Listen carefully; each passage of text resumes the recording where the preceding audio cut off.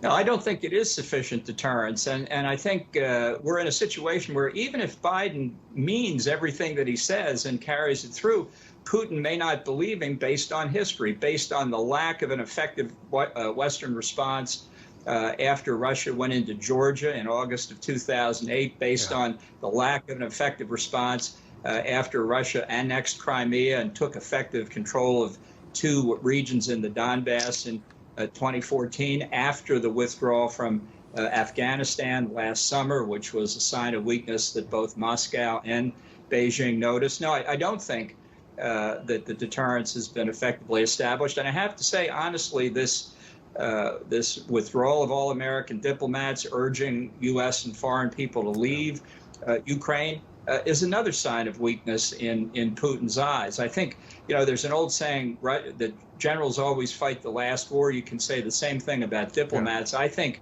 the administration is very worried about a repeat on international television of Afghanistan. And for Putin, it's just another sign that we're not going to stand up to him. This is a moment of giant consequence for the president. He promises a Russian invasion of Ukraine would bring swift and severe consequences. Yet he knows those consequences would not only test global alliances, but also likely would have a significant negative impact on the U.S. economy in his already challenging first midterm election year.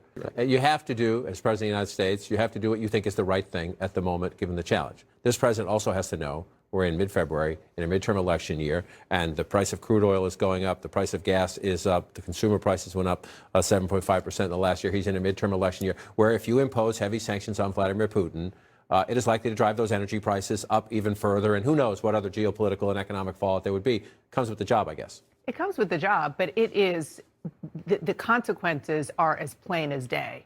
The consequences that you were talking about, economic consequences. And there's something else, which is there's not a lot of evidence right now that the American people, the American voter, really cares that much about what's going on in Ukraine. Now, if and when they are presented by with the facts about why they should care, and there are a lot of facts about why they should care, maybe that will change. But there is a lot going on at their kitchen table, at in their wallets, where the money is flying out to pay for gas, to pay for food, harder to find food, all of the things we've been reporting about. And Ukraine seems really far away and really distant and really unimportant to their lives. And about a third of the country still hears in prime time from a couple of people that Putin's not such a bad guy. Well, we'll leave that one for another day, but it matters. But it matters in this context. When you want the whole country with you, it matters. Speaking of China, we are seeing a growing list of countries telling their citizens to get out of Ukraine, and yet China has said very publicly that it's business as usual for them. Does this suggest China might know something everyone else doesn't? No, except that Russia has recently signed strategic agreements with China and with Iran. And so these nations probably figure if anything does happen, their embassies will be protected. They'll be on a no-strike list. So that's probably what that means. All right, the U.S. is closing its embassy in Ukraine's capital as fears of a Russian invasion escalate. We have the latest from Washington, from Kiev, and from Moscow. Now, gas prices are already high. It hasn't cost this much to fill up your tank in close to 8 years. And adding to the problem, demand is far outpacing supply. The national average for a gallon of regular unleaded is now $3.49, and the prices out on the West Coast even higher. The U.S. is temporarily shutting down its embassy in Ukraine. The lead starts right now. At this moment, Senate leaders are getting briefed about Russia being able to launch an attack on Ukraine any day now. This as CNN learns from U.S. intel sources what they think a Russian invasion might look like. And even though the possible invasion is thousands of miles away, you could soon be feeling it at your corner gas station and the grocery store. We'll explain, sir. With Russia on the tipping point, you can forget about already high gas prices dropping anytime soon.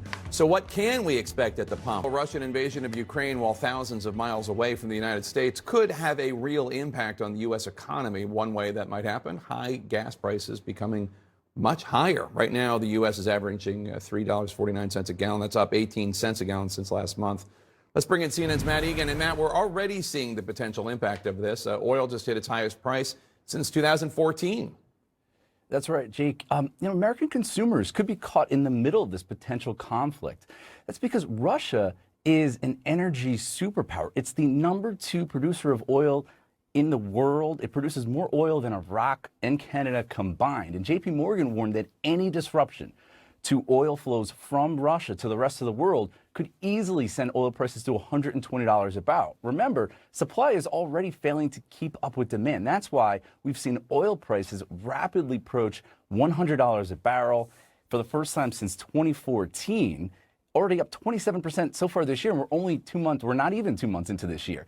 Any further gains in energy prices will drive up prices at the pump for consumers. The national average at $3.49 a gallon, 7-year high, up 6 cents in just the past week. Now, I want to caution there are a lot of unknowns here. We don't know if there's going to be an invasion, and if there is, we don't know if energy supplies from Russia are actually going to be threatened here. But Jake, for now, nervous investors are buying oil first and asking questions later. Yeah, and we've seen the stock market, Matt, become really volatile over these invasion fears. And while the stock market is not the economy, this could affect people's retirement and investment accounts.